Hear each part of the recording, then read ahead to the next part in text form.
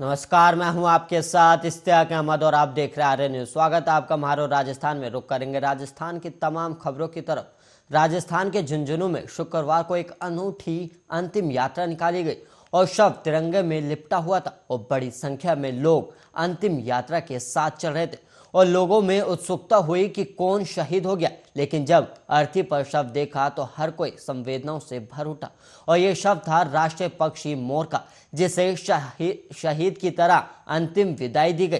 दरअसल मंडावा मोड़ इलाके में एक मोर बिजली के तारों से टकरा गया और करंट लगने से मोर अचेत होकर जमीन पर गिर गया।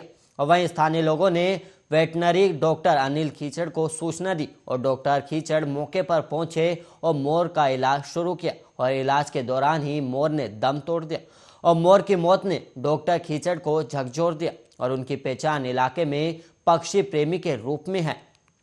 वहीं डॉक्टर कीचड़ ने अपने कुछ पहचान वालों से मोर का अंतिम संस्कार सम्मान के साथ करने की बात कही और इसके बाद उनके साथियों और अन्य शहरवासियों ने जो कुछ किया वो पशु प्रेम के लिहाज से एक नज़र बन गई। और वहीं राष्ट्रीय पक्षी मोर का पूरे सम्मान के साथ अंतिम संस्कार किया गया और लोगों ने अर्थी को उसी तरह तैयार किया जैसे किसी बुजुर्ग की मौत पर ढोल तैयार किया जाता है और 4 लोगों ने अर्थी को कंधा भी दिया। और खास बात यह रही कि मोर को तिरंगे में लपेटकर शहीद की तरह विदा किया गया।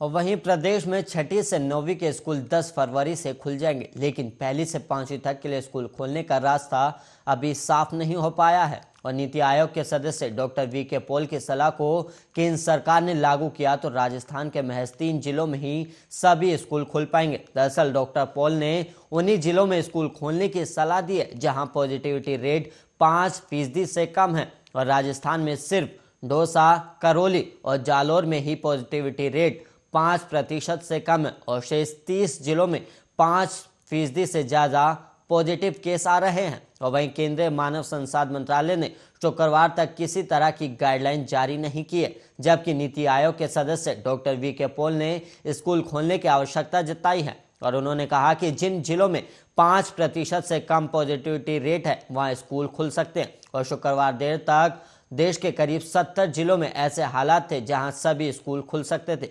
वहीं राजस्थान में 5 तो क्या 10% से कम पॉजिटिविटी रेट वाले जिले भी महज 8 ही हैं। और वहीं जालोर, दौसा और करौली में जहां 5% से कम पॉजिटिविटी रेट है, जबकि बीकानेर, चूरू, नागौर, बाड़मेर और झुंझुनू में 5 से ज़्यादा और 10 से कम % पॉजिटिविटी रेट है।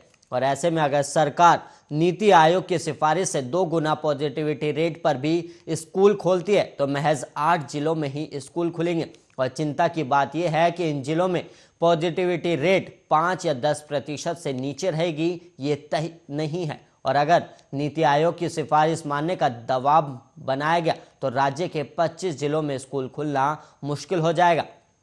दरअसल राज्य के 7 जिलों में शुक्रवार को ही 20% से ज़्यादा पॉजिटिविटी रेट थी और इसमें श्रीगंगानगर, चित्तौड़गढ़, प्रतापगढ़, पाली, भरतपुर, जोधपुर और राजसमंद शामिल है। और जैसलमेर, डूंगरपुर और बांसवाड़ा में 19% पॉजिटिविटी रेट है।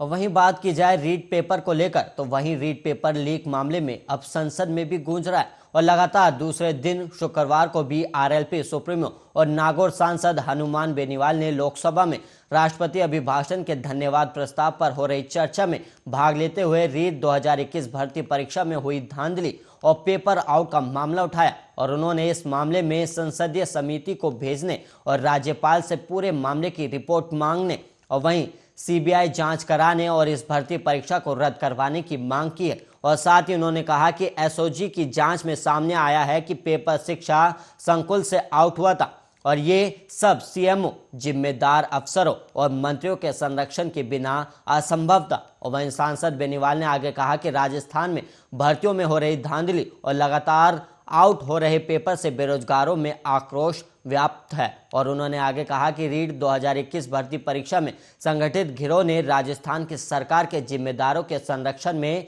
पेपर आउट किया। और दुर्भाग्य इस बात का है कि माध्यमिक शिक्षा बोर्ड अजमेर के जिन अधिकारियों की भूमिका परीक्षा को करवाने की थी, उन्हें ही अधिकारियों ने पेपर आउट करवाया। और सांसद बेनीवाल ने कहा कि रीट परीक्षा करवाने की जिम्मेदारी कांग्रेस की राजीव गांधी स्टडी सर्कल संस्था की थी और इसके संरक्षक राजस्थान के मुख्यमंत्री अशोक गहलोत और नेशनल कोऑर्डिनेटर मंत्री सुभाष गर्ग हैं। और वहीं माध्यमिक शिक्षा बोर्ड के बर्खास्त अध्यक्ष डीपी जरोली सदस्य और रीट जयपुर को कोऑर्डिनेटर प्रदीप पाराशर संस्था के जयपुर रीजन कोऑर्डिनेटर हैं। और वहीं एसओजी सरकार की एजेंसियां हैं, इसलिए पर्दे के पीछे जो असली मगरमच्छ है उन्हें वो नहीं पकड़ पाएगी और इसलिए मामले में सीबीआई जांच बेहद जरूरी है।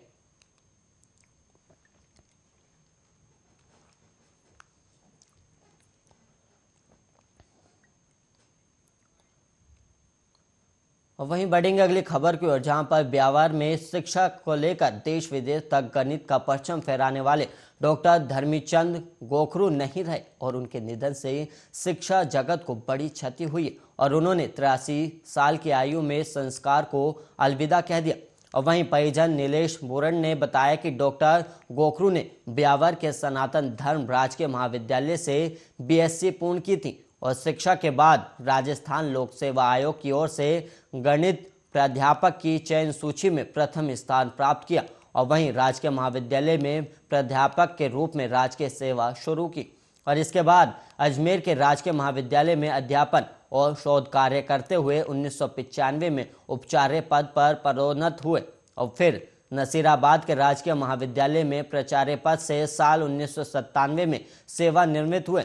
वहीं डॉक्टर डीसी गोखरू ने गणित विषय को लेकर राजस्थान में अपनी अमिट छाप छोड़ी थी और उनके कई शोध पत्र भारतीय पत्र पत्रिकाओं के साथ विदेशों में भी प्रकाशित हुई है और हिंदी में त्रुटि रहित गणित की पाठ्य पुस्तकों को स्थापित करने का श्रेय गोखरू को ही जाता है और उन्होंने माध्यमिक शिक्षा बोर्ड राजस्थान की सेकेंडरी और स्नातक स्तर की कक्षाओं के साथ इंजीनियरिंग और पॉलिटेक्निक की पाठ्य पुस्तकों का लेखन कार्य किया और पूरे जीवन काल में लगभग 200 से अधिक किताबें लिखी हैं।